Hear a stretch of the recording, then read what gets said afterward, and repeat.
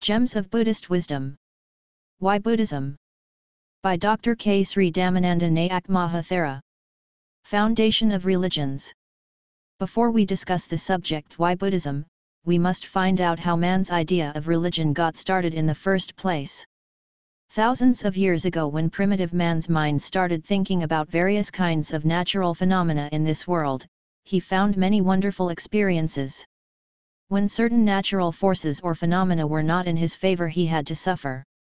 He witnessed disasters and terrible incidents, which created fear, suspicion, insecurity, tension, and suffering. Then he started thinking how to find a solution and rid his life of these unfavorable conditions. But he knew that these things were beyond his comprehension. He therefore imagined there must be some sort of invisible powers, supernatural forces, or persons behind all these things. He started to pray and worship these imagined powers. He began to make animal sacrifices in order to appease the wrathful forces. He gave thanks when certain phenomena appeared in his favor, assuming they were acts of gods. The aim, then, of these practices was to gain protection and be blessed with a life of prosperity and little difficulty. This is how religious belief and practice got started and why primitive man started to pray. As this early concept of religion began to develop, other certain important practices were also incorporated, such as religious rites and rituals, ceremonies, and festivals. These evolved naturally according to the particular customs, traditions, and ways of life prevalent in the respective regions and countries.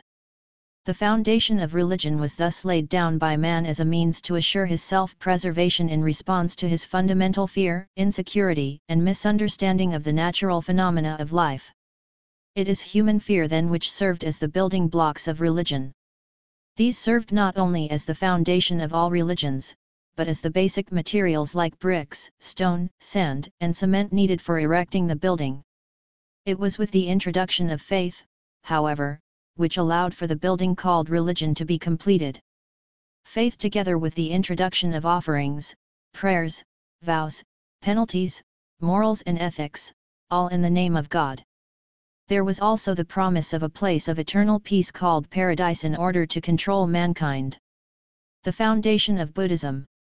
Later, when we study how another religion called Buddhism came into existence, we find that the Buddha did not adopt any of those age-old beliefs. He did not introduce the concept of God, soul theory, eternal hell, or eternal heaven to build up Buddhism. He made no use of fear or distorted views regarding natural phenomena to support his religion. Neither did he ask for blind faith or demand unnecessary rites and rituals. He did not believe in self-torture, or the imposition of penalties or commandments in the building up of Buddhism. What is more, he sought no sort of divine revelation. He used new materials such as right understanding of life, the world, the occurrence of natural phenomena or cosmic order, the real characteristics of mind and matter, elements and energies, the acquisition of moral and spiritual development, discipline, mental training and purification, knowledge, wisdom and enlightenment, as ingredients to erect this religious building. It is true that he borrowed certain religious materials used by other religionists of that time, such as dharma, righteous way of life, karma, action and reaction, punnabhava, rebirth, and certain moral principles, but not in the same manner or in the same sense. He in fact refined them and introduced them in a more rational, scientific, and psychological way. An independent religion. Buddhism is not an eclectic concoction of various religions. It has its own unique characteristics and identity.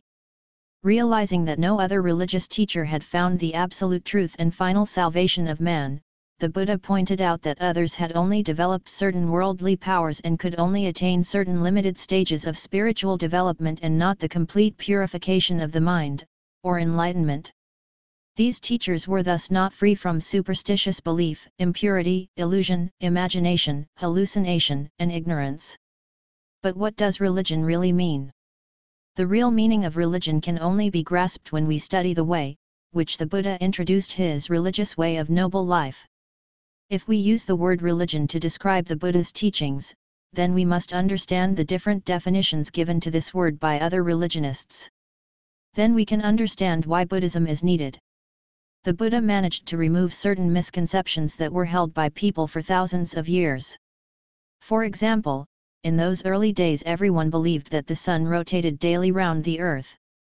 People held this belief because they lacked proper knowledge of our solar system. But when Nicholas Copernicus, the Polish astronomer, discovered and proved that the sun was in fact located at the center of our solar system, only then did people grasp the truth of his theory and slowly give up their former belief. There was another misconception people held about the earth. For thousands of years people believed that the earth was flat. Then came Galileo, the celebrated Italian astronomer and physicist, who discovered and proved that the earth was not flat at all, but round. But there was also great objection to his theory from the Church. Galileo was summoned before the Inquisition and forced to recant under threat of torture and sentenced to prison.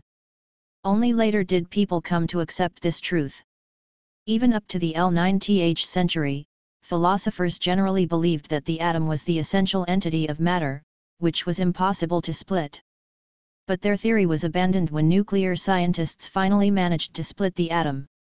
Similarly, in ancient India, the belief held by philosophers for thousands of years that the soul was a permanently enduring entity created by God, also had to be given up when the Buddha proved this to be an imaginary concept. This belief, however, still persists in human minds, like the apparently visual reality of a rainbow, which in fact has no substantiality. The Buddha explained that the notion of soul is only a misconception in man's consciousness. If indeed there is a soul, would there be any reason for the Buddha to withhold such knowledge from his followers? Certainly not. Particularly because this concept of soul holds great importance to every other religionists. The theory of evolution as put forth by Charles Darwin disproved the then popular creation theory that life was created by God. Geology, biology, and physiology also explained very clearly that it had taken millions of years for the appearance of the first form of life on this earth. There is no contradiction between these modern findings and a careful study of Buddhism. The discoveries of a gradual development of mineral deposits, plant life and other living beings are fully consistent with the ancient teaching of the Buddha. To the question of how life came into existence, the Buddha gave a simple and reasonable answer. He said, life is only a combination of mind and matter. He defined the mind as being composed of feeling, perception, mental formations, and consciousness. He analyzed matter into four elements: solidity, fluidity, heat, and motion. When we study the logical explanation of the Buddha as concerns the question of the cosmos, we find that he mentions the existence of certain living beings, both fortunate and unfortunate, not only in this world but on certain other planets as well. Modern scientists and astronomers have been open-minded and concede the possibility of living beings existing on other planets. Many ancient and traditional religious beliefs are exactly like the old pre-scientific beliefs about the world system and the origin of life. Yet the Buddha's teachings, though belonging to the ancient period, are akin to the modern discoveries. The Buddha's chief aim was to liberate humanity from the bonds of religious slavery. His social impact was also great. He sought to upgrade the status of women by giving them freedom to enter the holy order. In another sweeping change, the Buddha abolished the existing bars on so-called low-caste people by ordaining them as full-fledged monks.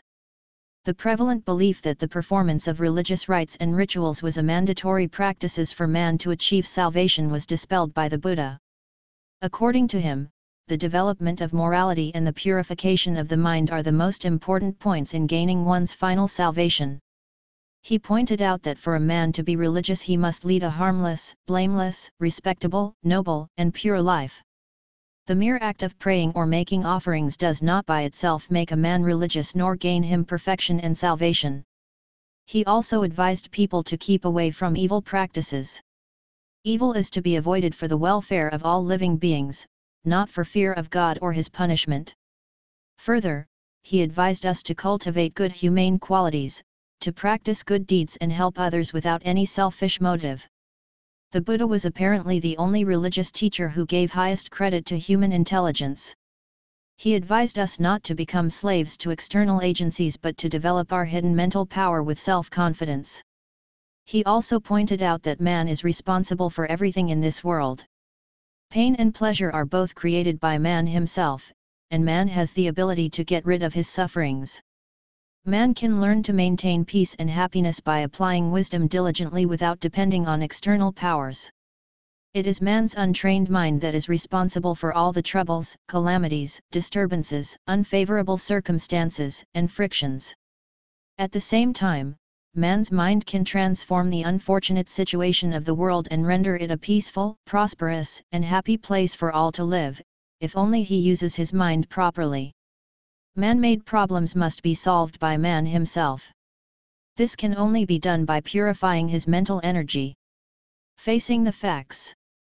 Buddhism is a religion, which always encourages man to face the facts of life without depending on imaginary concepts, and to accept the truth wherever it may be. Therefore, Buddhists do not reject the facts pertaining to worldly matters as discovered by great thinkers and scientists.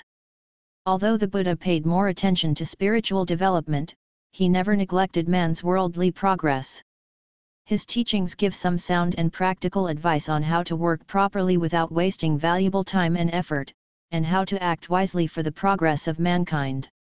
He said that man should fulfill his duties towards his family, relatives, friends, community, county, and the whole world. Therefore, Buddhists should not ignore their obligation to make this world more happy and peaceful by contributing their share within their capacity.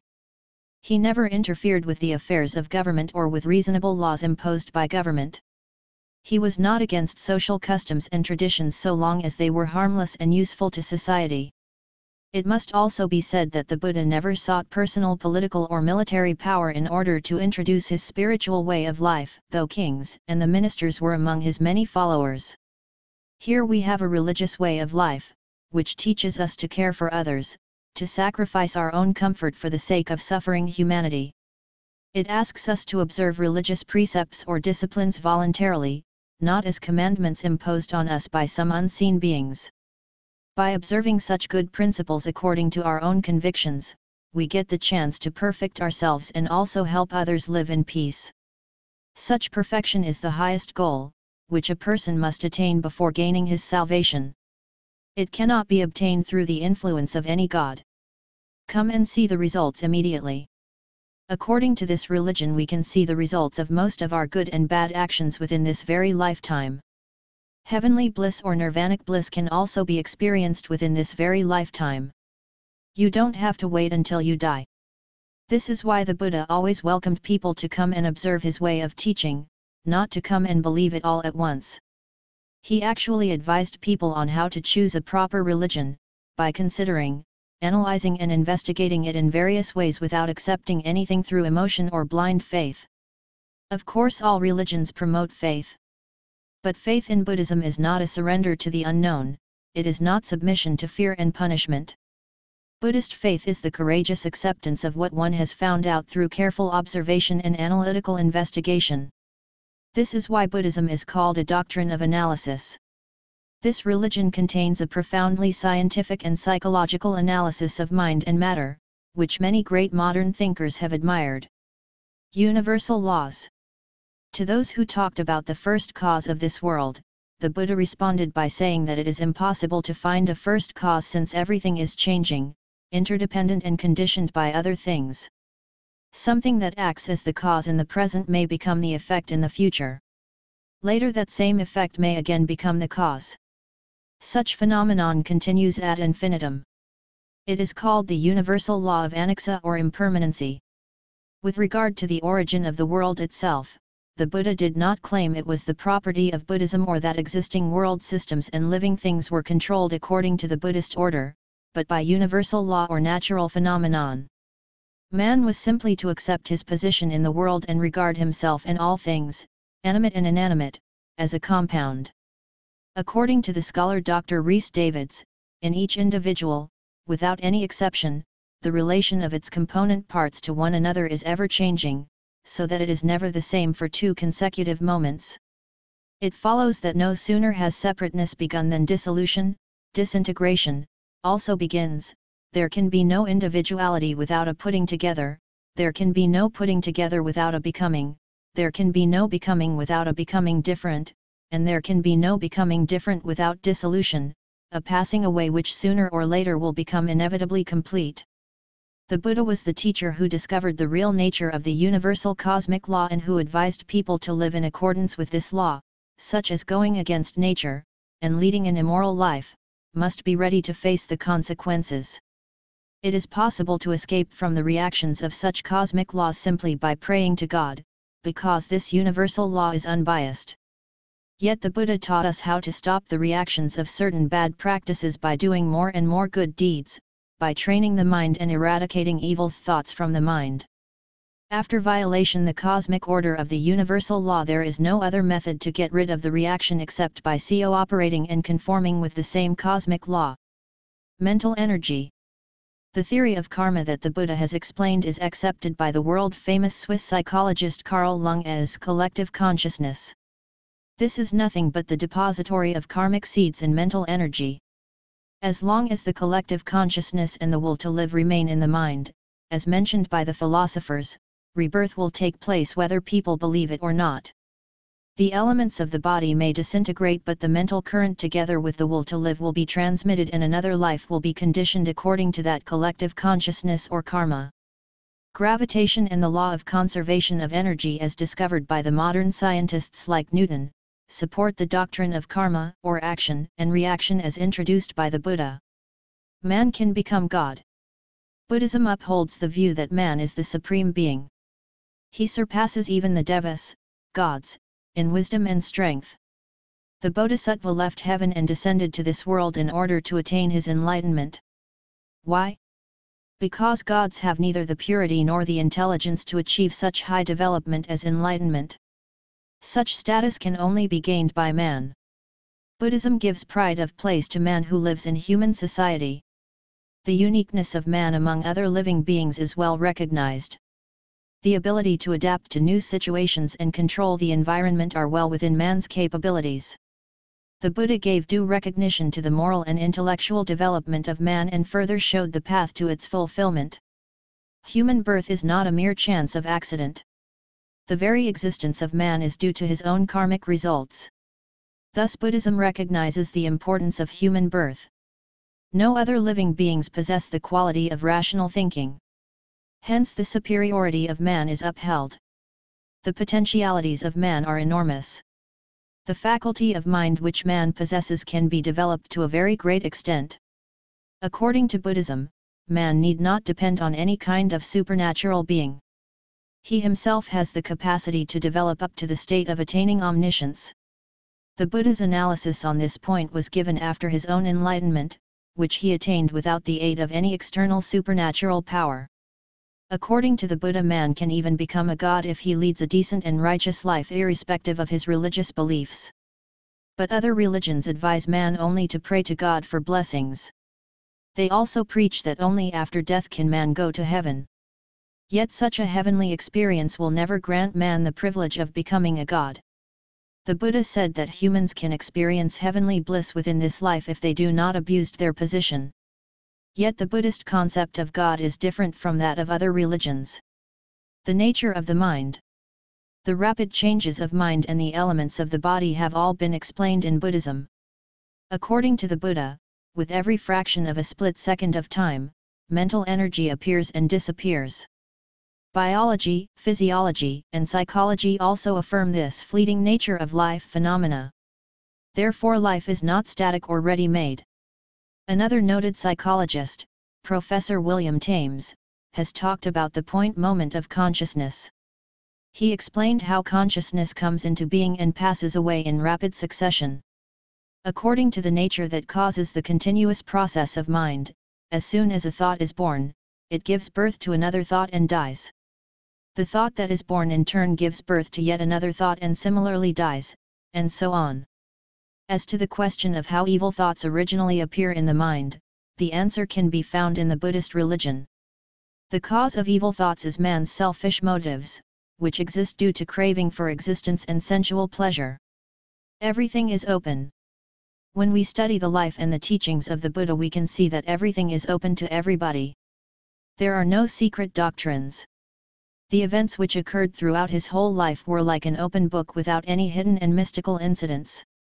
In the eyes of the Buddha, what many people regard as supernatural powers are in fact quite natural, only ordinary man cannot understand them. If all component things are subject to the natural laws of change, how can we call them supernatural powers? Even the Buddha's birth, enlightenment, and death took place in normal circumstances. He lived as a normal religious teacher. Evolving life process.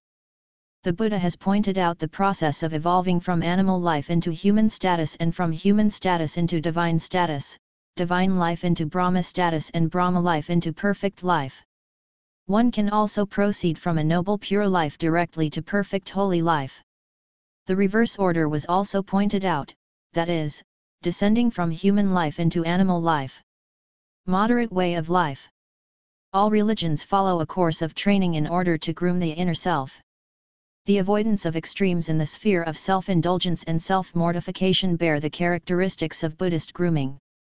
The middle way is the avoidance of both extremes, eternalism and annihilation. The Buddha advised people to follow this middle path in every aspect of their life. But many people have not realized the real meaning and usefulness of this noble middle path. The deeper meaning of this middle path goes beyond the concern with righteous behavior, avoiding extremes, and taking a moderate course in life. The deeper meaning is learning how to use our human sense faculties most effectively, without misuse or abuse. The formation of the senses is for our own protection, as well as the protection of those around us. Then we can all live in safety and peace. All religions teach us to train the inner self, but unfortunately many people spend their whole life in pursuit of the gratification of their senses and misuse them to satisfy only their desire. Finally, their craving becomes so intense that satisfaction becomes an obsessive pursuit.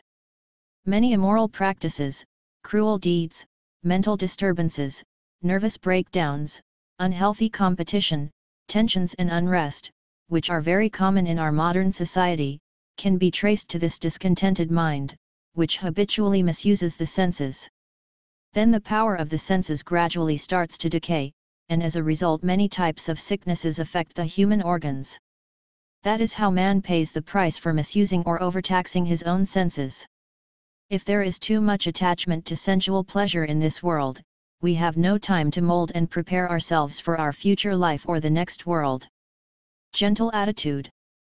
The Buddha told that it would be cruel and unfair for us to destroy living being for any purpose, but many other religious teachers have ignored this important sympathetic aspect. Destroying the lives of other living beings is not the only way to deal with their being a nuisance. In fact, human beings have become the real nuisance to all the other living beings.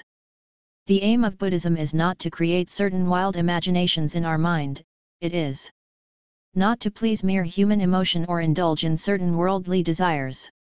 The aim of Buddhism is to awaken mankind to the possibility of attaining the highest happiness through a clear understanding of life and nature. Real nature of life. The purpose of life is a very complicated issue since different people give different interpretations.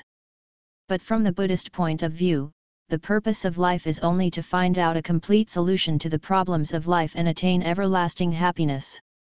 Medical theory, science, and technology have yet to discover any remedy for man's mental pain, frustration and dissatisfaction in life.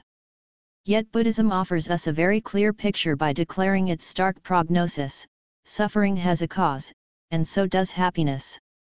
What is wisdom? From the Buddhist point of view, wisdom is based on right understanding and right thought, the realization of universal law and the development of insight. Insight means not only to see the truth, but to perceive the way of complete liberation from the state of unsatisfactoriness in life. Therefore, real wisdom cannot be found in academic institutions or in the laboratories of scientific research, nor even in a place of religious worship where people go and pray or perform rites and rituals. Wisdom is within the mind itself. When experience, understanding, realization, and purification are complete, this wisdom, comprising of the highest perfection, will arise and be seen. The aim of life is the attainment of this wisdom. Instead of searching into outer space, man should make the effort to explore the space within. Then he could reach his final goal. Man can overcome the worldly forces, which hamper his progress through strengthening and purifying his mind. Then he would reach a supramundane state of happiness where evil forces have no power to function anymore.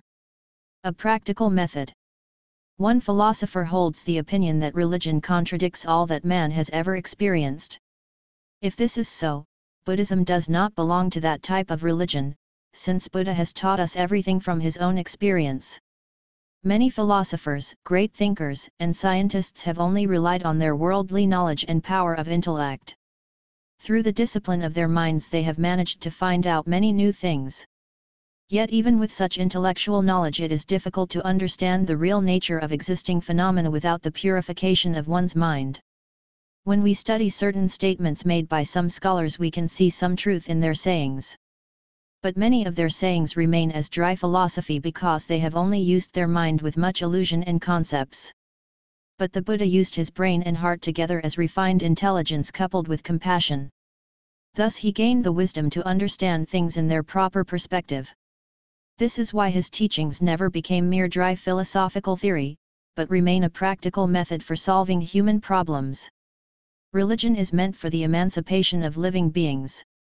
Therefore all religions must make a concerted effort to fill the gap of human limitation through the science of spiritual insights and the moral training of the inner self.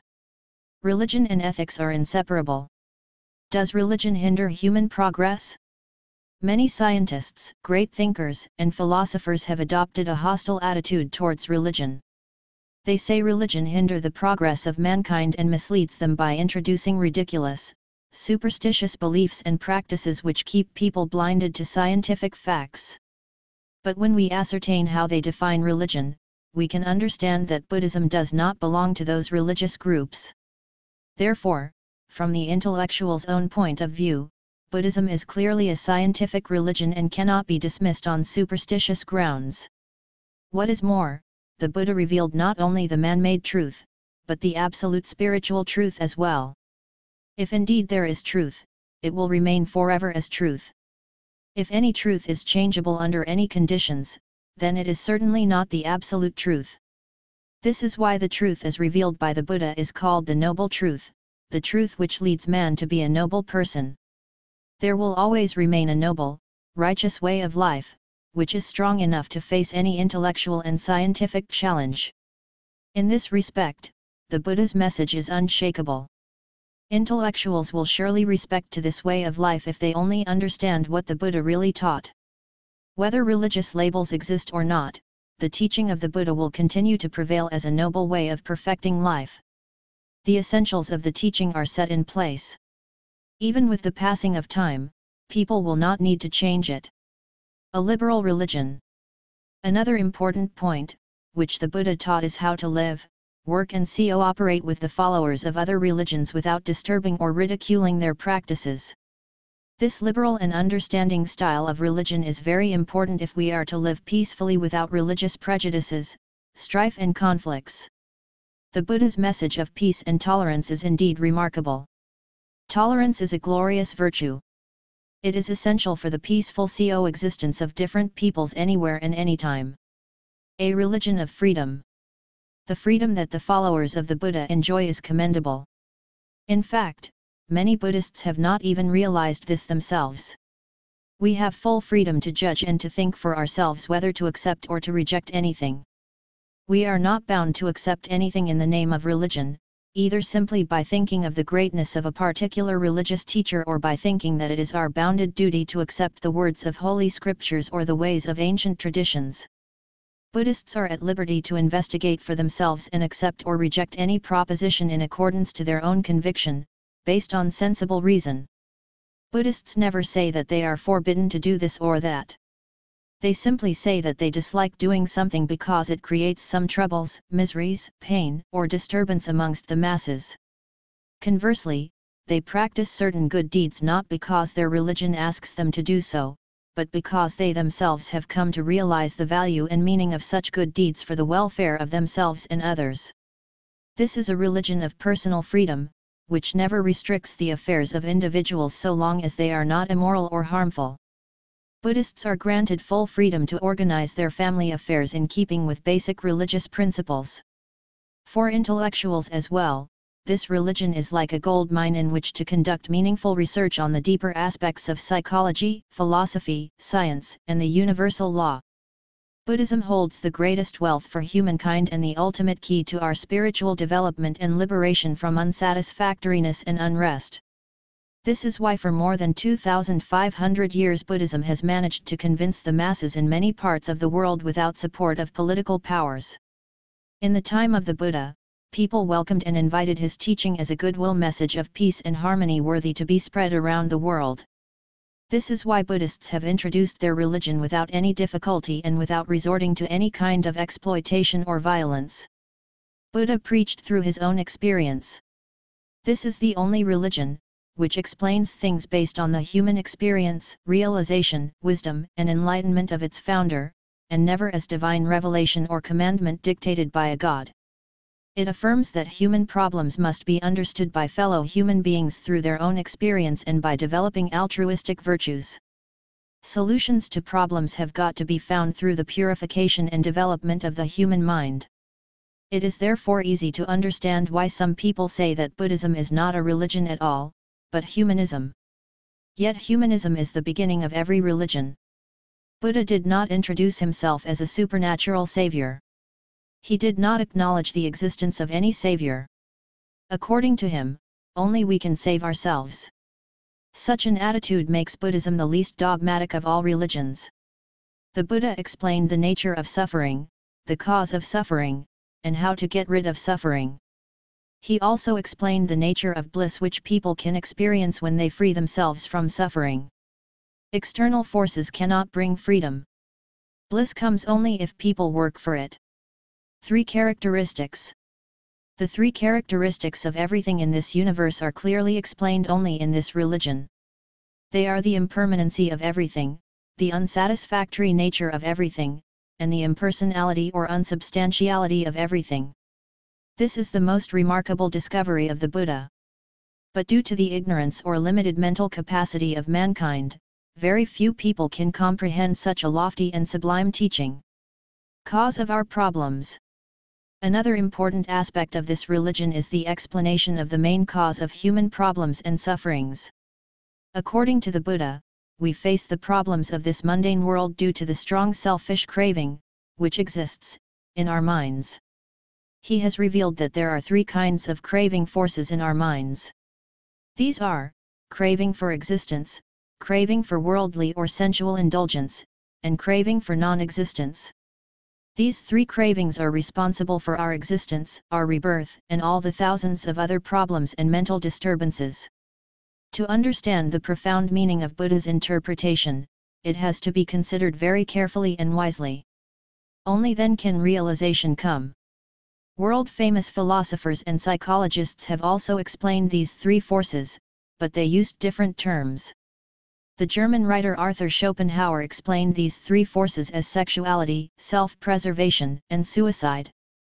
The Austrian psychologist Sigmund Freud explained these same things as libido, ego instinct, and death instinct. It was Freud's famed student Carl Jung who said, "From the sources of instinct spring forth everything creative."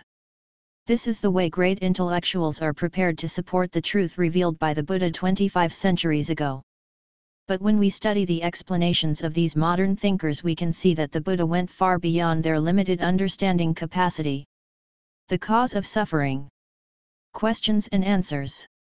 It is evident that the world is full of various kinds of sufferings such as death, decay, sorrow, lamentation, pain, despair, etc. The Buddha pointed out that birth, jati, brings forth sufferings. If there is no birth, there is no scope for suffering. Why is there birth? A. The subconscious process of becoming as a combination of mind and body, namarupa, bhava, causes birth. In other words, where there is bhava, there is birth. What leads to the formation of the combination of body and mind? A. Thoughts grasped by tanha or craving, upadana, lead to the formation of karmic tendencies and lead to the mind-body combination. What leads to clinging? A. Craving, tanha, leads to clinging. What produces craving? The cause of suffering. Questions and answers. A. Craving is produced by sensations or feeling, vedana. What generates feeling? A. It is the contact of the senses with their objects, which generates feeling. Q. Why is there such contact? A. The 6 sense bases, salayatana, are the causes of contact. Q. How do the 6 sense bases come into being? A. Psychophysical combinations, namarupa, bring forth the 6 sense bases. Q. How do the psychophysical combinations come into being? A. With the appearance of an active or passive consciousness, vijnana or vipakasiddha, the psychophysical combinations come into being. Q. How does passive consciousness appear? A. It is the outcome of latent karmic energies, sankhara. Q. How do karmic energies, sankhara, appear? A. Their appearance depends upon ignorance, avidya, which is a facet of tanha. Thus it is apparent that ignorance, avidya, is at the base of the whole process of birth or origination. However, this beginning cannot be taken as a prima cause, a metaphysical cause, or as a cosmogenic principle, but as a condition under which development takes place. In dependence upon the one, another may arise. In fact, this is a conditional arising paticca samuppada. The entire phenomenon is a series called the cycle of existence or bhavakaka. Any link can be combined with any other. These links, i.e. ignorance, karmic energies, etc., are known as the 12 spokes of the wheel of existence. Further, these spokes are linked with the past, present and future in succession or series. In the background of past life, ignorance and karmic energies are found. Within the sphere of the present life there are reactive types of consciousness, psychophysical combinations, the 6 sense bases, contact, sensation, craving, clinging, formation of karmic tendencies. In the future are seen the rebirth and attendant sufferings. Thus the cycle of existence of being is linked with the periods of past, present, and future. It goes on. Here we have a religion in which we can find true religious principles, which can be maintained without changing the essential ideas and principles at any time, anywhere, under any circumstances. Yet, the capacity of humans to value these religious ideas may well disappear in course of time. Man is likely to experience difficulty in practicing these principles while living in a corrupted society. But the value of this precious golden discipline will remain and be appreciated by understanding people everywhere. It is hoped that the explanations given here will serve as an appropriate answer to the question posed, why Buddhism and why Buddhism is still so vitally needed, especially in this modern era. Transference of merit. May the merits and virtues accrued from this work adorn the Buddha's pure lands, repaying the 4 kinds of kindness above, and aiding those suffering in the paths below.